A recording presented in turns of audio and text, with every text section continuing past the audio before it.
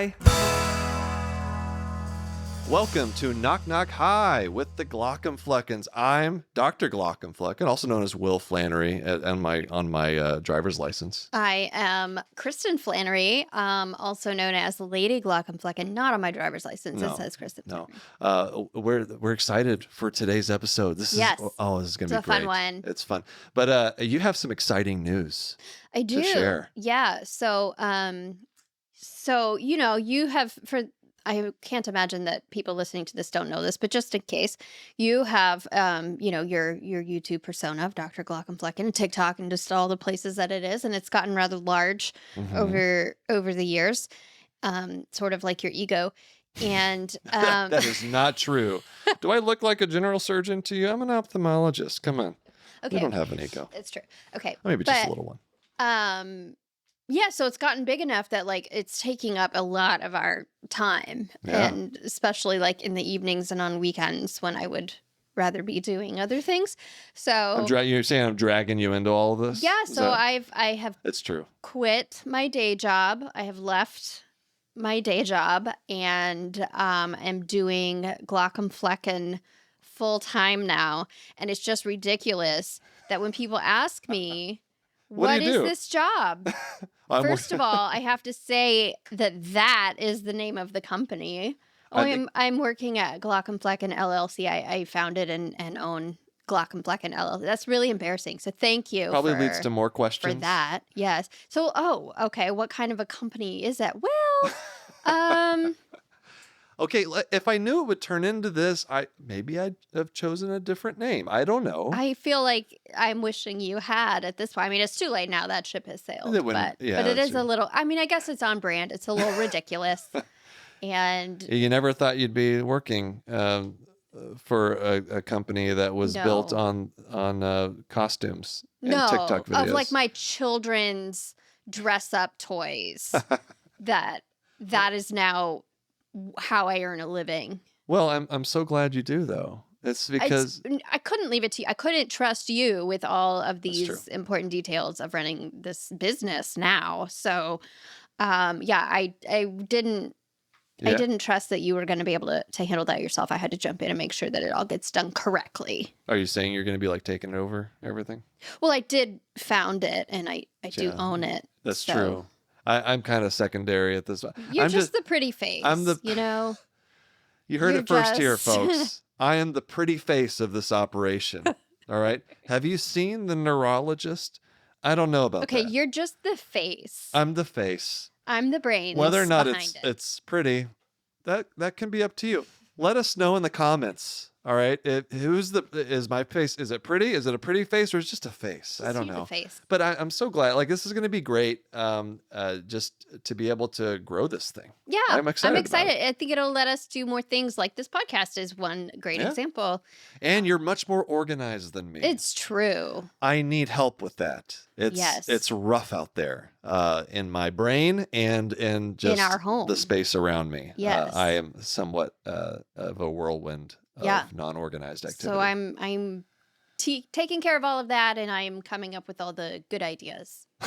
The bad ones are yours, but all right. Well, that's enough of that. Let's get to today's guest. We have Dr. Rana Awdish. We're really pumped about this one. Big Rana, fan of her as a physician, as a writer, and just as a human being. She's a pulmonary, a little gold nugget. She is a pulmonary and critical care physician in Detroit and the author of an amazing book called In Shock. Yes, and that book is really important to me, and I totally recommend it to everybody to check out, but especially if you've had critical illness in your life or in your family. It's a really, really good story about her story, really, and she mentions in the episode she's died 3 times. That's not an exaggeration. That is a true fact. And she tells her story from the perspective of both a physician and a patient. And it's super interesting. Even if you haven't had critical illness in your life, it's just a really remarkable perspective to have. So and we had a great conversation. Lots of good stories. So let's get to it. All right. Here's Rana Awdish. All right, Rana, thank you for joining us. It's so good to finally get a chance to talk to you and see you. This is great. Thank you I'm for being on. thrilled to be with you both. I've been so excited about this one. Me And, too. Waiting and waiting. Rana, we actually go back a few years. In getting ready to record with you, I actually went back on Twitter Oh my and goodness. Found the I receipts. found our The first before times. This was back in early 2019. Whew. Wow. We interacted with each other. You mind if can I tell you what we talked Tell about? me everything. Yes. This is great. Actually, it was a story that is still probably one of the funnier things that I have ever read on Twitter. There's actually a couple stories, and then I interacted with you because I loved them so much. So this is her tweet. This is her tweet. This is Okay. Rana Awdish, MD. In case you're interested, very very funny. So here it goes. I once hit my head on a fire alarm sticking out of the sticking out of the remember. wall. She knows where this is going. I once hit my head on a fire alarm sticking out of the wall while teaching a class. The students didn't notice. It was in the back of the room. So I called their attention to demonstrate what had just happened because it was funny, but did it so much harder the second time that I knocked myself out cold. Amazing. My poor students. Imagine your teacher. This was an Oh my SAT prep gosh. class I was teaching at U of M. And I said, you guys, you missed it. I was just walking back here and I whacked my head. And just as I said it, I knocked myself out. And I'm sure they were like, what is wrong with you? So these were all, you said this is a SAT prep. So these are all high Yeah. school students. Yeah. What happened then? Well, what did Well, you do? I went onto the floor, Will, and laid Thank there. you for making her spell that out. Oh man, who helped you? What was the first thing you remember when you woke up? They were 16-year-old boys. They Yeah. sat there and I stared think you at me. stared. Exactly. No one did anything. I think someone pushed their backpack closer to the chairs because they thought maybe I had tripped on their backpack, but it was all very like. I love it. It's like, so no one helped, and you eventually woke up, you stood up, and you're like, okay, so the Pythagorean theorem. So back to class. So let's keep going. All right, so that Oh was my goodness. that was the first, and I think we were talking. I was like responding to you or whatever, and then another story came up. This is perhaps even better. Oh dear. I once dropped a hand blender and yeah. caught it at the blade end with my left hand safely, then promptly turned it on with my right hand, macerating my left index finger. I held it together with rubber bands in lieu of stitches. Oh my goodness. I remember calling my boyfriend at the time and being like, hey, can you stop at the CVS and grab some rubber bands? He's like, what do you need rubber bands for, like, so urgently? I'm like, oh, I have to put my finger together. And he's like, you're in med school and rubber bands is your Yeah. go-to. I'm like, And you're yep. sending him to CVS of all Yeah. places. Like there's other supplies there that may have been more Right? useful. No, it was. Has I this can been show a you thing the with scar. you for most of your life? I am prone to self-injury. You know, gravity works, and I'm small, so I have a low center of gravity, so I'm frequently pulled to the ground, and there are lots of sharp objects. But I have passed this on to my son. Oh boy. So when he split his finger, his cousin slammed it in the door, and we had to take him to the ER for stitches. They gave him intranasal fentanyl, and he was immediately high. So he was a high 5-year-old. And the orthopedic surgeon came to look at it, and he was examining his finger. And Walt said, do you want to see what it used to look like? Because I brought an example. And he held up the non-injured pinky finger. And the surgeon was like, is he for real? I'm like, he's high. You gave him fentanyl.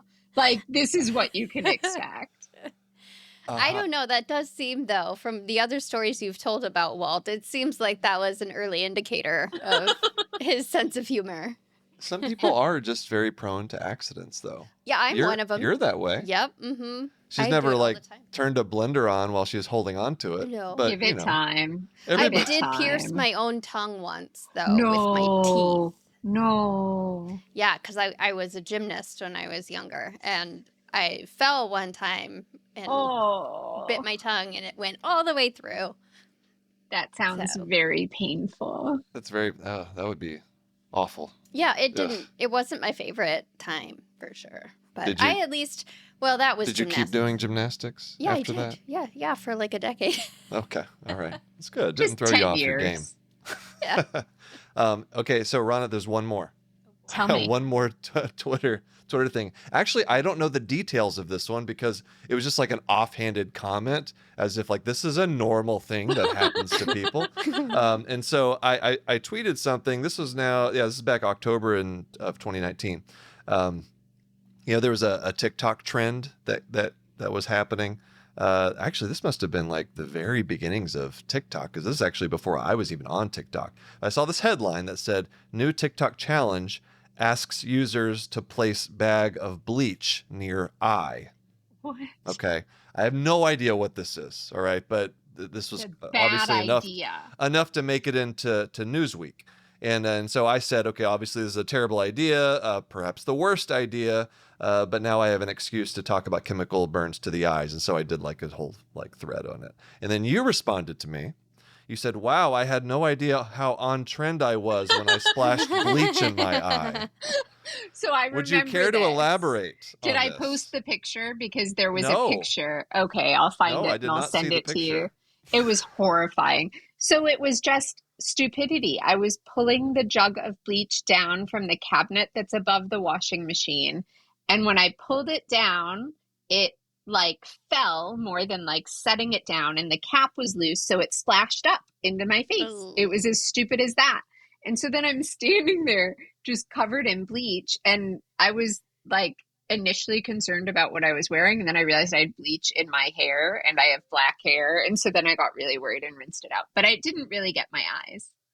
Okay. Oh, good. Oh, good. Good. I Well, saved yeah, the perfect organ. Don't that's worry. the most important organ. Yes. Actually, bleach is there's a lot worse things actually to get in your eye than bleach, to be honest. What? So, yeah, it's the acidic. I believe bleach is an acid. I think it's been a long time since I've thought about like the chemical structures of these things, but like sodium hydroxide, like the basic things are infinitely worse for your eyes. See, I always find a way to incorporate ophthalmology into every one of these recordings, so that because obviously ophthalmology is the most important part of medicine. So I'm sure You you'd can agree with imagine this. how fun it is to live with him. Yes, absolutely. So anyway, everybody should follow Rana on Twitter, because you never know when you're going to get a story about someone who's clearly having problems just not injuring themselves. Just And functioning so in life. it's great. So, so you are a critical care physician, and you've also written a book that we both really love. And my question is, like, how do you do that? Like, how do you writing a book? It just seems really hard. And being a critical care doctor also Yeah. seems really hard. That's like two hard things. And were you think doing it's these? just she's a superior human being. Well, obviously. Hold on. Hold on. She did macerate her own finger in a blender. Well, okay. Everybody's got to have something. She's so good at doing all these other things that is the price she pays. I'm so And glad you guys do this together. It's such a nice balance of like insult and compliment. I love it. But as someone who's trying to do two things, like Mhm. social media stuff and being a doctor, how did you do those? Like, were you practicing when you wrote that book? Yeah, they were concurrent. I would usually write, like, I wake up earlier than anyone in my house. The boys will sleep until far later. So if I got up at 5, I could get a few hours of work in. And then I'd send them off on errands that I had manufactured just to artificially keep them busy. Wild goose chases for ingredients and Taking things that I had no notes. plans to make. Yeah, take notes, And everybody. This is great stuff. right, like buy an alpaca. And they would go, and it would take most of the day for them to find out that you needed permits to buy an alpaca. And by that time, I'd written enough. And then the next day, on Sunday morning, I would just revise what I had written. And that was on weekends where I wasn't rounding. On weekends where I rounded, I didn't write at all. But that Yeah. way I could get in a good, 10, 12 hours of writing a week. And I neglected plenty of things. I didn't do a Ooh, lot let's talk about other that. than Yeah, that. what did you neglect? Because we never talk about that, and Yeah. especially for women, like we're just kind of expected to make it all happen somehow. What falls by No, the for wayside. Yeah. sure. Like I intentionally neglected cleaning and laundry and grocery shopping and probably sacrificed seeing some friends and phone conversations that I would have liked to have. It was just like get the work done and have time for writing. And it turns out if other people, don't have clean clothes, they will eventually do the laundry themselves. What? I know. Follow me for more tips. Does that work for like dishes and everything else too? Yeah, how far do you have to take How this? far, yeah, how far does it go? What kind of disrepair was your life in Randy at that was point? wonderfully supportive, honestly. Yeah. He also wanted me to do this. And so I think he saw it as shared work. And the piece of the work that I could do was the writing. And the piece of the work that he could do was to support it by giving me those hours. And what part of your career were you? What year was it when you wrote In Shock? I was well into being a senior staff physician. So I was probably 8 years out of fellowship. Gotcha. And this was, and so I'm just comparing, what life in the hospital and practicing critical care medicine was like then versus like, starting in 2020 when, the pandemic hit. Could you imagine writing a book now with the pressures of your job as they are? It, you know, Everything's changed in so many Yeah. ways. And the interesting thing is, I think so many more people have the same experience of critical illness and post-COVID, syndrome.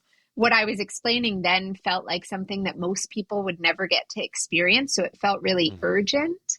And now it's like a lot of people have had this. So I don't know that an individual experience would have felt the same to me. Um, Mm-hmm. in terms of importance of getting it down. I feel like our communal awareness now is something we need to harness and kind of tap into. Yeah. So I'm hearing that you are planning in your mind In Shock 2. Ha! I love your optimism. It's funny because after that book came out and people would be like, "Are you going to write a second book?" I'd be like, I died 3 times, had 8 major surgeries, 5 ICU admissions. I can't imagine what would have to happen for me to feel like I had enough material for a second book. And then the pandemic happened, and then I had a new cancer diagnosis. And I'm like, you guys, like, I wasn't serious. Like, I don't actually want more material. Right. We're good. You could have stretched it out into a series. You think? Oh, That's yeah. In shock. well, I mean, after the second time you died, you could like leave it as a cliffhanger. Find out if I Ah, survived the third time. choose your own Yeah. adventure. Right? Yeah. Well, tell us. I'm sure you brought some stories with you from your time. Either in training or as a critical care physician. Because I'm sure that there's a lot of things that happen that you never expected to happen, and were kind of interesting. I feel like there must be a lot of really bizarre things you have to do Yeah. as a critical care physician.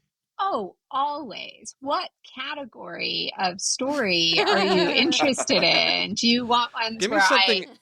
embarrass myself? Yes, that's what I'm looking for. Let's see, Oh, because I mean, we've set the bar kind of high already with It's embarrassing true. I was yourself, gonna and say, so oh how much I would no. love We to torture? see where you haven't can we go from haven't here. even started.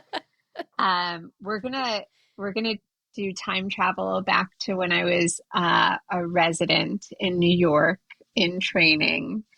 And I was a intern actually in the cardio ICU, and our job as interns at that time was truly to do post cath checks. Like that was what we did, and there was a schedule.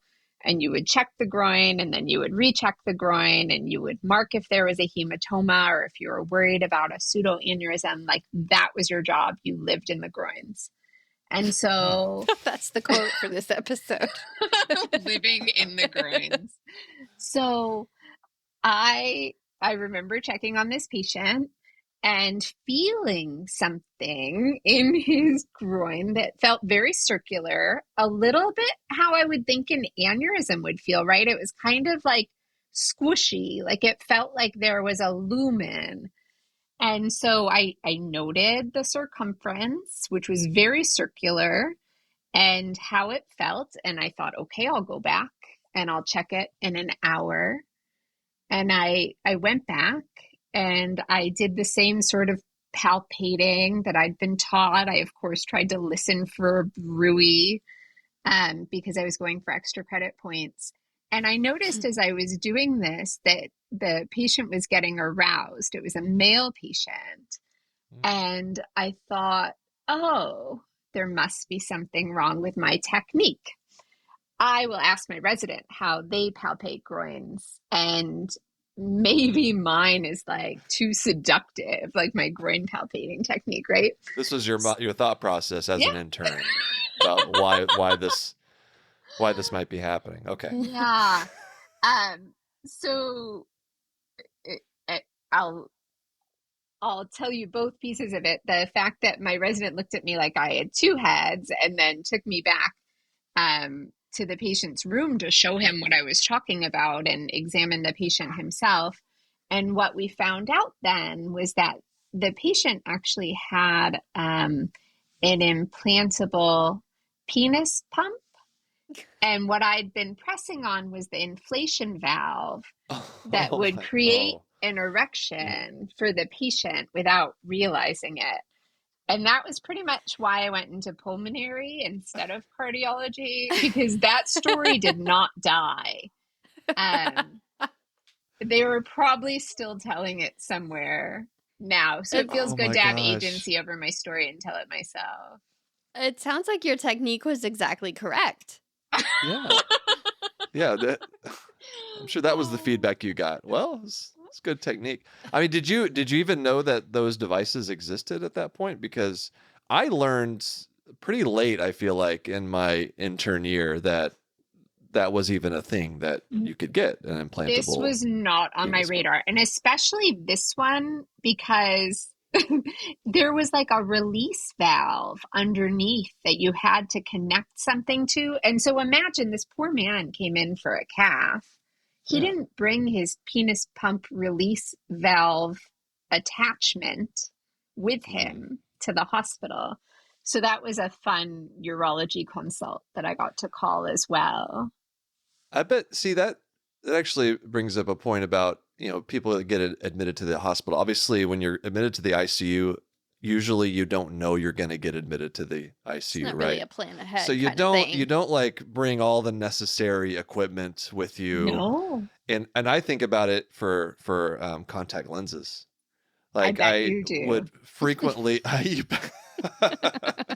That was said Once with again, like bringing a it back lot to- of disdain underneath. Did you taste that? Bringing it back to ophthalmology here, because it must be brought back to ophthalmology. I would in residency in particular, I'd get ICU consults, and fairly frequently I'd go and find that the patient had been there for a month or two, and they still had contact lenses in their eyes. And so, it's because obviously when you get admitted, you didn't have time to, take them out before something catastrophic happened to your health. So, that's tough. I think they're supposed to check. Do you check for contact lenses? I hope you do every single time, right? Every single time. Our nurses are on it. They usually get to them before we ever do. If you leave it to doctors, it probably wouldn't be done as well, because they're the ones who also, like, you're in there screaming and she's like, do you want me to put in his hearing aids? Because I've got them. And you're like, I didn't even think about that. Of course we need hearing aids. Yeah. It's probably part of the nurses checklist. kind of are like gods. Yeah, they just keep everything running, I think, from what I can tell. Also, I'm sure your insurance company would have said, why didn't you take your contact lenses out first? They would certainly expect people to have planned ahead. They expect people to do a lot of things before they have a potentially life-threatening accident. Like a prior auth for the admission. Yeah, before you just fall make into a coma. Yeah. Make sure that your treating physician. Yes.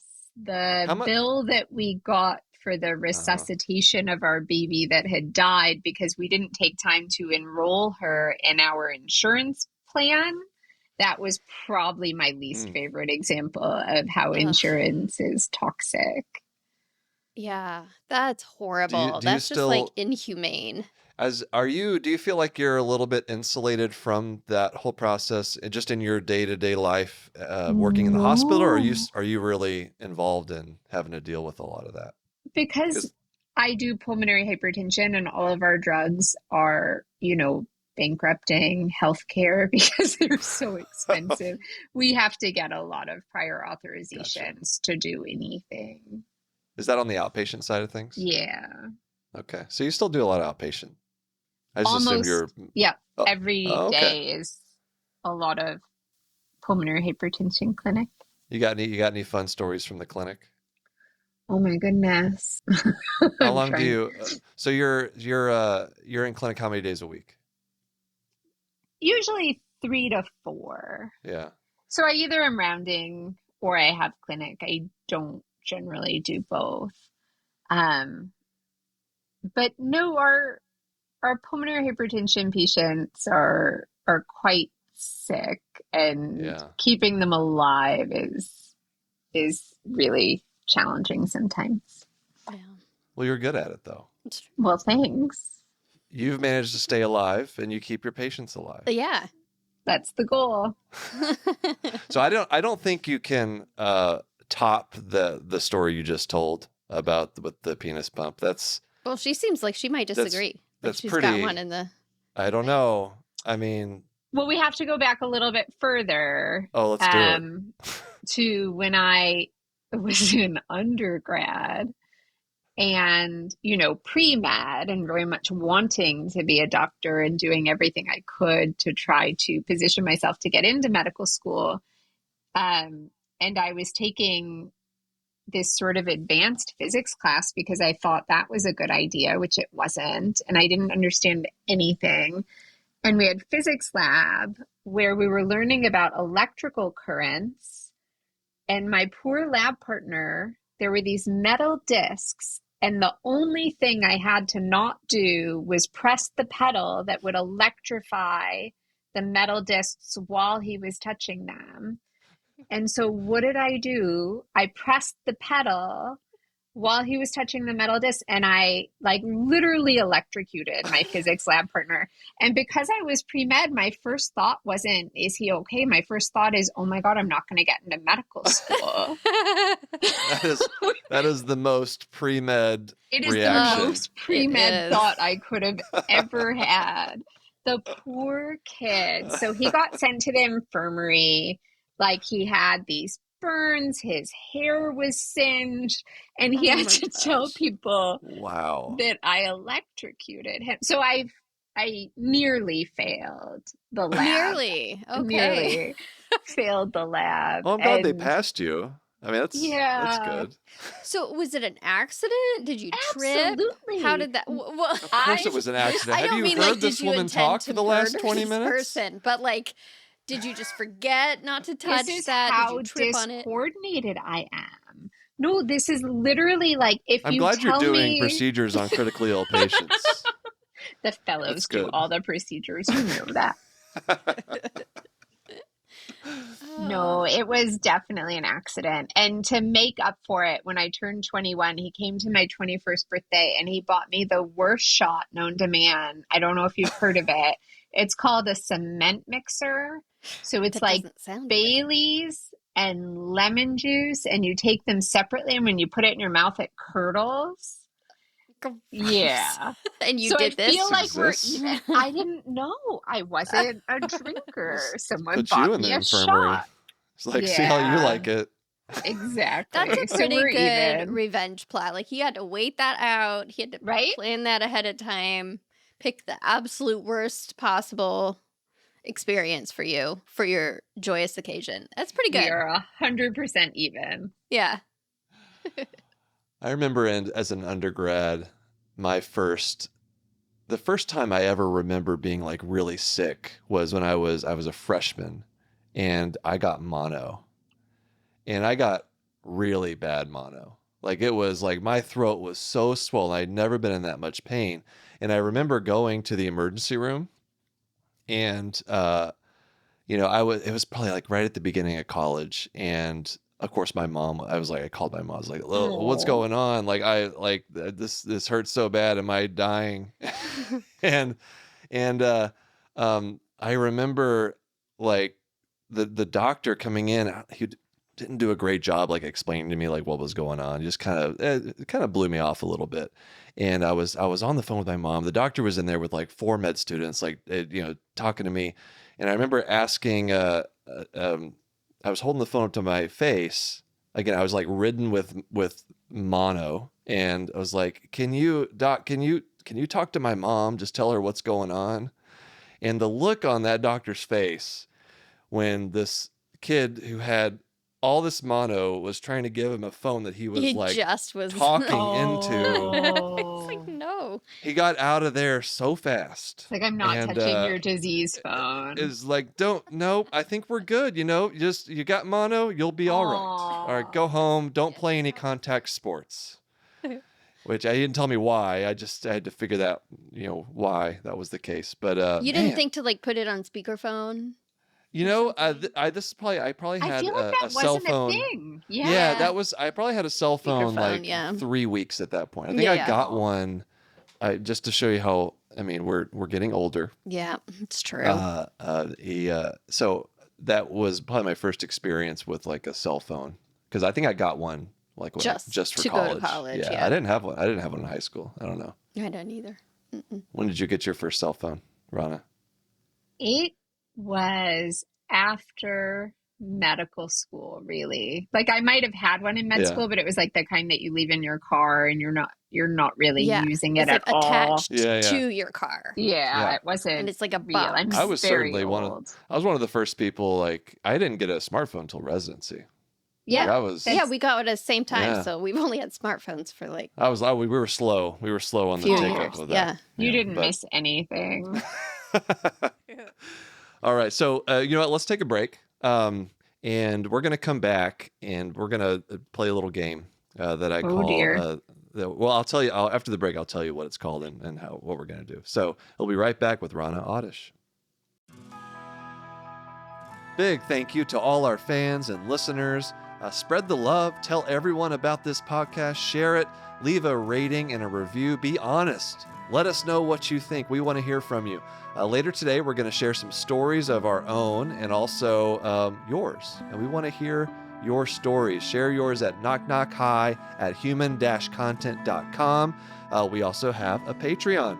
All right, come hang out with other members of the Knock Knock Hi community. Early episode access. Check out bonus episodes, including a monthly show we're doing called the Monthly Eye Exam, where we react to medical TV shows and movie clips.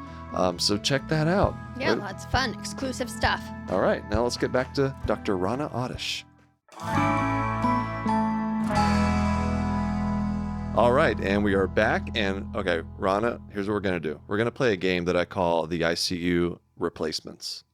Okay. Now, during the pandemic, obviously, there were stories about a lot of doctors who were redeployed to different parts of the hospital, right? Yes. Did you experience that, like in your yes. department? Yeah, you had different people coming in and helping out. Absolutely utilizing all available people in any way we could. Okay. Well, this is what we're going to do. Just imagine a world, instead of like the pandemic, maybe like the entire, all the staff, except for you, decided to go like on a cruise. And they all got norovirus. And they're like marooned in the Caribbean and they can't come back to work. And so now all of a sudden it's just you. Okay. And now you need a new team. You need a new team in the ICU. You have nobody. You're alone. You have like a nurse. All right. You maybe have a med student, but you need help. Okay. So here's what we're going to do. Got it. I'm going to give you some options. These are different doctors that might be helpful, might not be helpful. I want you to tell me how helpful they'd be on a scale from 1 to 10. Oh, Okay. dear. All right. And this is okay. Like, this is not meant to offend anybody. All right. This is just, how helpful you'd be to a critical care doctor taking care of critical care patients. Okay. And so the first one I present to you is a cardiologist. Oh, huge fan. Love it. Hmm. We can put swans in. They'll do echoes on all of my intubated patients. All of They'll them, every single titrate one. meds, like literally 9 out of 10. Awesome. Okay. So very helpful. We'll go to the cardiologist, arch nemesis. How about the nephrologist? Need What do you think? them desperately. Yeah. They can do all the dialysis and electrolyte derangement management. That's super helpful. They care about volume. I love that about them. They're very anti-salt, which I am too. So like solid 9 out of 10. Would you try to separate the cardiologist from the nephrologist? Have you seen those arguments, or is that just something I made up in my mind? Oh, no, And then absolutely. They can't have the same patients. They have to have separate sides. And all of the volume You draw overloaded you put patients are tape on down one the side. ICU. 100%. But they can be in the same space, just not talking. Okay. All right. So you'd be the moderator between the two. Okay, but very useful. All right. So you got a good team so far. This is great. All right. All right. How about the ophthalmologist? What if I come to you and So say, listen, I'm sorry, there's nobody else. All right. We have an ophthalmologist who we haven't told them yet that they're going to be working in the ICU, but this is what we have. What do you think?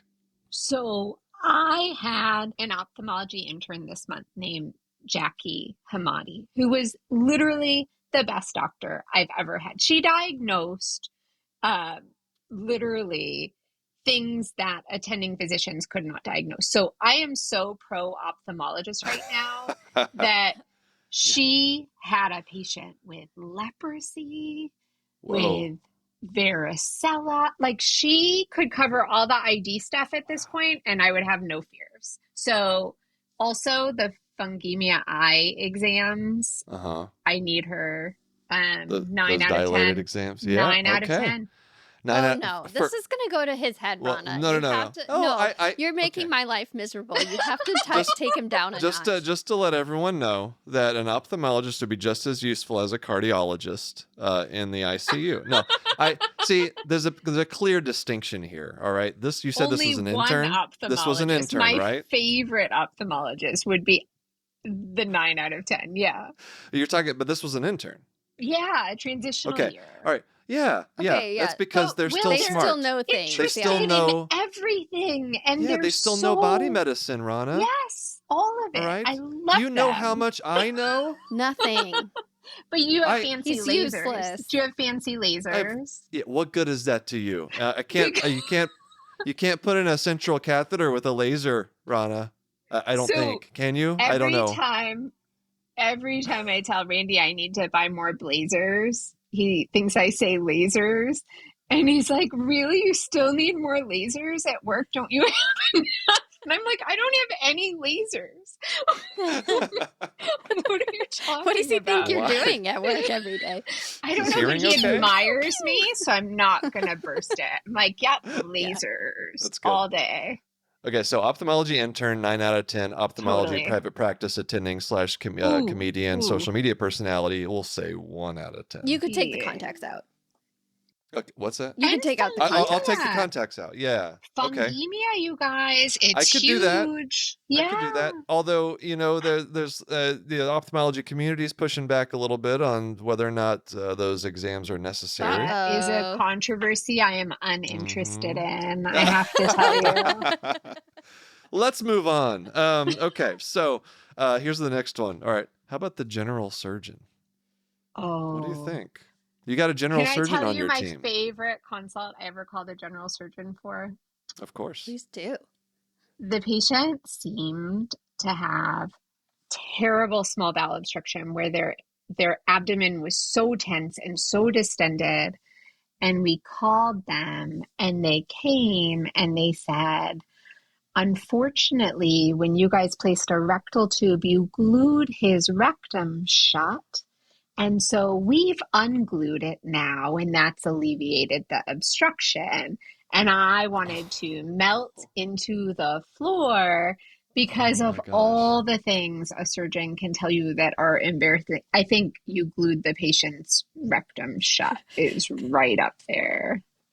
Oh man. At So least it was an anyway, easy fix. Though. It was an easy fix. yeah, That's They one easy of got it. fix. those You that, unglue like, when it. you call the IT department, right? If you have an office job and they're like, did you restart It's your computer? Or exactly like, like did that. you plug it in? To make you You know? feel better, though, to make you feel better, I promise you that surgeon was probably totally fine with it because if you're gonna get a consult, like, isn't it nice that it's a simple fix? I don't know. Here's the problem. I've had so much surgery in my own hospital that these people know me. So they, not just as a physician, but as a patient. So Yeah. my mentor, who didn't have perfect English, would see these surgeons in the hospital and would yell out in his Hispanic accent, "Has he been inside of you?" Like in the line for Oh no. coffee Oh my in the god. cafeteria. And I'd be like, that's not how we say that. We don't say, has Okay. he been inside of you? We say, is that a surgeon who has operated on you? It's a disaster. But he's at Mayo now, hopefully tormenting someone else. Oh How do man. you get through just your Yeah. life, I right? don't know. I love the direction this podcast is going in. This is I have fantastic. like such vicarious embarrassment. Oh, it's wonderful. That's I my love it. life. My life. I'm glad you have So a I sense of humor love about it. surgeons. They come, they unglue rectums for Okay. me. They go inside of me. They get an 8 out of 10. 8 out of 10. There you go. Okay, I got a couple more. The only person that we have to help you today is Uh-oh. my loyal scribe, Jonathan. Oh, Jonathan. Yep, yep, Jonathan, a totally real person who just happens to look like me. But Yeah. you get a scribe. Could you use a scribe? What do you think? So, yes, I would very happily have someone follow me around and write down everything I say. That sounds wonderful. Um, I would take Jonathan any day. Can you send him now? Okay, right. Just not as useful on the clinical. They couldn't probably do, No. some, rounding and doing some procedures for you. Although I don't know, maybe you could learn. Maybe. But so what do you think? Maybe like a 5 for Yeah. the documentation aspect of I'll things. take it. Well, and it's like, is this a Jonathan or is this a non-Jonathan scribe? Like, I feel like Jonathan brings extra Because why? qualities to the Because he's position. magical. Yeah, Yeah. right. I feel like Jonathan could do anything. Jonathan is probably secretly like all the specialties. He He's like a may Dr. be. House Yeah. who doesn't Yeah, talk. that's right. All right. How about a radiologist? Oh. That was It's like, oh, that's cute. Like they're so- They're They'd have trying to to get out of help. the dark. It's very bright oh, in you our feel like units. it would be mean to them to make Like they'd them. need glasses to shield their Mhm. delicate retinas from the lights. There, the Um, ophthalmologist could help with that. I appreciate There you having concern for the retinas. I Thank you. do. I worry.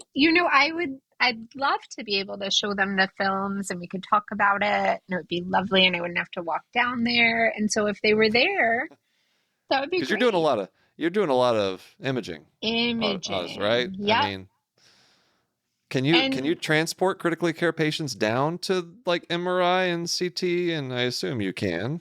yeah, it's not always the best idea. Sometimes there are Yeah. codes when you do, but for the What if most part. what if the radiologist came with a CT scanner up to the Ooh, ICU? Wouldn't that be nice? ooh. They'd be worth their weight in gold. Okay, so that would push them up to like a 10, probably. Totally.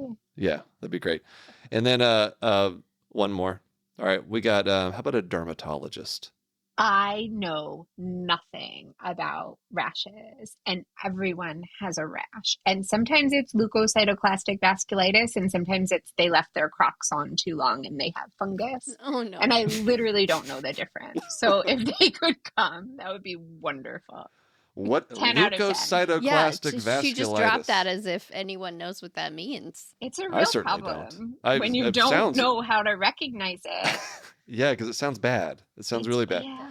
And the thing is, yeah, like dermatologists, they can just look at a little tiny thing on the skin and be like, oh, this is some horrible thing that's happening inside the But body. first they translate it to Latin. So it's Right. macular papular, right? Like Right, yeah. there's that I mean, intermediate step that makes it fancy. exactly. Same thing with ophthalmology, right? You don't understand anything we put in a note. 100%. No, the notes, what is that? Like, Uh, what even is yeah, that? yeah. I mean, it's why I chose the name Glaucomflecken. Like it's a real thing. They just have to feel important, and so they had to make everything sound like 100 times We do more have there is complicated. a Rosetta Stone for ophthalmology, Yeah. For or sure at least there if there's is. not, that there should be. Um, It's just an ego thing. so Hieroglyphics. yep. So that's your team. All I right. love it. I'm Yeah. golden. This is going to That's be your replacement great. team. You're gonna do awesome. It will. Well, thank you so much for being here. Tell us where we can find you, what you're doing. What are you working Ugh. on? What are you doing? I am often on Twitter, despite the fact that it's turning into a cesspool of destruction. I Kinda rough can these days. always be Mhm. found at the hospital, which is really where I live. Please don't try to find No. Dr. No. Awdish at the hospital, either as a patient or as a fan. You don't I want mean- to find her there. And But the funnest thing I'm doing is getting to be the editor for our Humanities little exhalation section in Chest, which someone on this podcast has submitted a piece to, and it's not you. It's Guess who it is? Yep. Certainly not me. And I love reading those submissions. So if people have had experiences that they really want to share, that's a great place for it. And how can they share that? Gosh, there's like submissions. You just go find it. Yeah, Yeah, just Google They it. should Google just it. You can find it. Yeah. Just put it out there. That's good. Can And you talk a little bit about what exhalations is compared to, maybe some of the other Yeah. sections in the journal? I feel like medicine's just kind of waking up to the fact that, stories are so important, and narrative medicine is just growing, and our awareness of really valuing first person narratives, not just of patients and providers, but also the family members of our patients. And so we really look for thoughtfully written pieces that show an aspect of healthcare that might not be immediately available to providers, that they might not have looked at in that way before, which is why I loved your piece so much. Oh, thanks. And then obviously everyone should check out your book, In Shock. Yes. It's really a wonderful story, wonderful book. And I know, Kristen, you really enjoyed reading it, just with the experiences we've had as, in the medical system. And so, Yeah, and I would say, you mentioned you don't know how valuable an individual perspective would be at this point, but I think that it is still extremely valuable, because if anything, there are just so many more individuals who have a similar experience. And even myself, as not the patient, but the family member of the patient, I saw my own story reflected back so much in your story. And that's what it was, one of the biggest pieces of healing that I found. It really helped me, move along in my own journey, because it just validates things, right? That like, okay, I'm not the only one that experienced, maybe the specifics are different, but the general problems are pretty universal across the healthcare system. Yeah. And so it's so nice to see somebody else that, I mean, I hate to say it's so nice, because it all comes No, of from these course. horrible situations, Yeah. but to be able to see that, you're not imagining it, you're not alone in experiencing these kinds of things. So I think if anything, it's more relevant than ever after the pandemic. I appreciate that. And definitely everybody, especially if you've, had experiences with critical illness or family members with critical illness, I think you should definitely check it out. Yeah. It's a In Shock. shitty club to belong to, but It the only is. thing that would be Yeah. worse is if you were alone. And so Right. it's Maybe. nice in that way. Yeah, for sure. Having something good come out of it, Yeah. Well, thank you so much for being here. It was a pleasure to talk with you. Thank you for doing a fun podcast. The world has been waiting. I'm so glad Oh, you yeah. are. Thank you. Rana Awdish, MD on Twitter in particular. I love you there. Thanks. And so we will be back here in a minute with some listener stories. Thank you again. All right, let's take a look at some of our favorite medical stories sent in by all of you, the listeners. All right, I really like these stories. These are great today. So our first one is an anonymous story. Okay, here it goes. As a third-year med student at an urban hospital in Detroit, my surgery rotation it was hands down the most memorable. I can recall one evening after hours retracting incorrectly during a parathyroidectomy. It's like in the neck, by the way. I'm going to explain some That's things good. too Yeah, as we go. And nearly suctioning the recurrent laryngeal nerve, which would not. That doesn't sound good. Usually you only want to leave suction. those alone. Usually you only suction blood. You don't suction like nerves. That would probably hurt. I was finally allowed to rest in between cases, so I quickly went down to the medical student call room that I had meticulously prepped before the start of my shift. I went through a checklist in my mind, no items on the floor, trash removed from the room, every object bathed in hand sanitizing foam. I excitedly peeled back the covers to my freshly made bed. Those rough, paper-thin sheets were calling my name, which is a really good explanation for what it's like in a call room, especially a med student call room. Mm-hmm. It's like kind of like it's a like the prison cell. It's a little one-ply bit, toilet paper, yeah, but for sheets. Exactly. As I lifted the well-worn sheets, I saw a flurry of movement, seemingly in all directions. What seemed like an entire generation of cockroaches scurried off my bed. My one bed, the only option.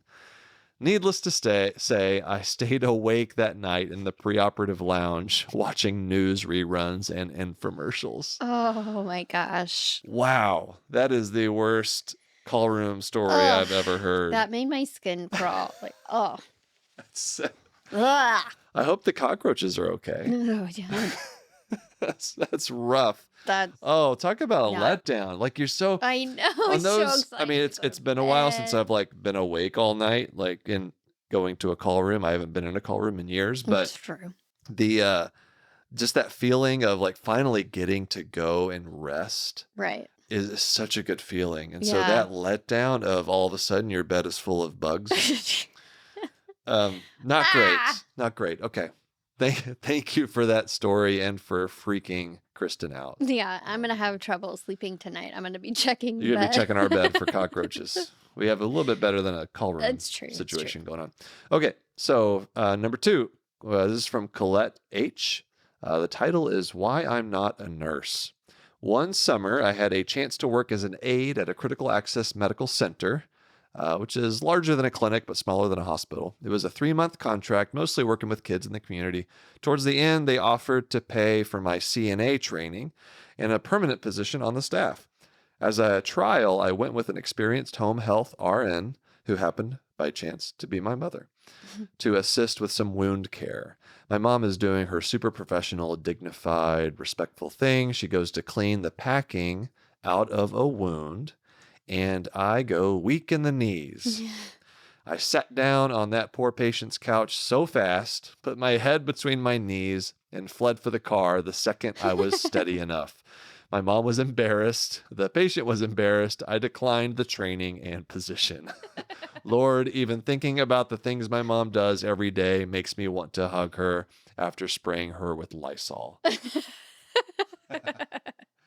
That happens to a good number of med students as well. I'm sure any part of medicine or in healthcare, because you got to deal with bodily fluids, wounds, the insides of bodies that are outside that should be inside. Yeah. And so, I certainly know some of my classmates who decided against a career in surgery because they passed out in the operating room. Right. Well, and most people decline a career in ophthalmology because of the same reason for eyeballs. That's true. Eyeballs. I have made a number of patients pass out just by saying, okay, we're going to do your eye exam now.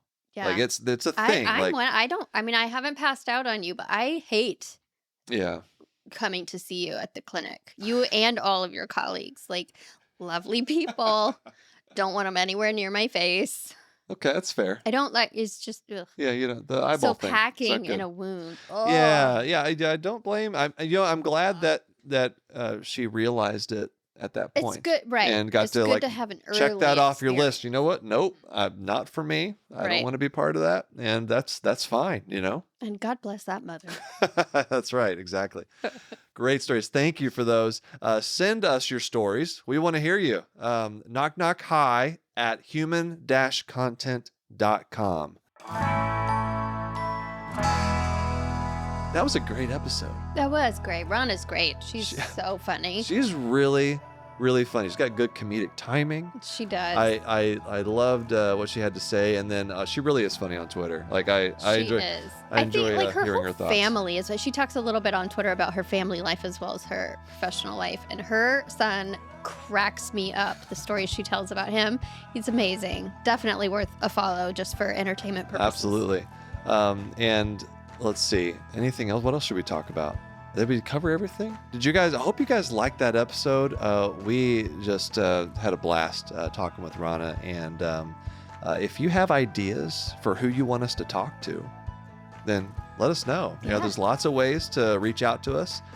You can email us, knockknockhi at human-content.com. We are on YouTube, TikTok, Twitter. You can also hang out with us and our Human Content Podcast family on Instagram and TikTok at Human Content Pods. Thank you to all the listeners leaving wonderful feedback and awesome reviews. If you subscribe and comment on your favorite podcasting app or on YouTube, we might give you a shout out. At the very least, I'd give you a Jonathan head nod. You may not hear it, but it's there. Like, how about right now? When we announced we were doing this podcast, one of the people that follows me, Sarah H, said, "Best news I've gotten all day. So excited to enjoy more Glaucomflecken content. Enthused head nod." Thank you for that. I'll give you a Jonathan head nod. That's not going to make any sense to people who are just listening, but it was a good one. Yeah. It was there. It was all right. All 5 right. out of 10. So thank you for that. Our full video episodes are up every week on YouTube at D Glaucomflecken, and we have a Patreon. Go check out our Patreon. Yeah. Tons of cool perks, bonus episodes where we react to medical shows and movies. Hang out with the Knock Knock Hi member community. We're active there. We're responding. We're hanging out. Early ad-free episode access, interactive Q&A live stream, events, much more. Lots of stuff that's going to be there. And it's at patreon.com/Glaucomflecken. Or you go to our website, Glaucomflecken.com. All the information's there. Thank you for listening. We're your hosts, Will and Kristen Flannery, a.k.a. the Glaucomfleckens. Special thanks to our guest, Dr. Rana Awdish. Our executive producers are Will Flannery, Kristen Flannery, Aaron Corney, Rob Goldman, Shanti Brook. Our editor and engineer is Jason Portizo. Our music is by Omar Benzvi. To learn more about our Knock Knock Highs, program disclaimer and ethics policies, submission verification and licensing terms, and HIPAA release terms, I'm getting better at saying that quickly. Yeah. You can go to glaucomflecken.com or reach out to us at knockknockhi at human-content.com with any questions, concerns, or fun medical jokes. Always need more jokes. Kristen told me recently that mine are getting stale. So please help me out. Knock Knock Hi is a Human Content production.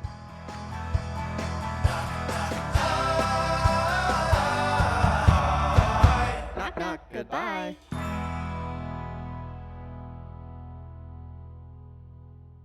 Thanks for watching the episode. You can find more on that playlist over there. If you prefer to listen, or you just had your eyes dilated, you can binge full episodes wherever you get your podcasts. Or join the party over on Patreon, where you get early access episodes, hang out with us, get lots of exclusive bonus content. Hope you subscribe, leave a comment below. Let us know what you think.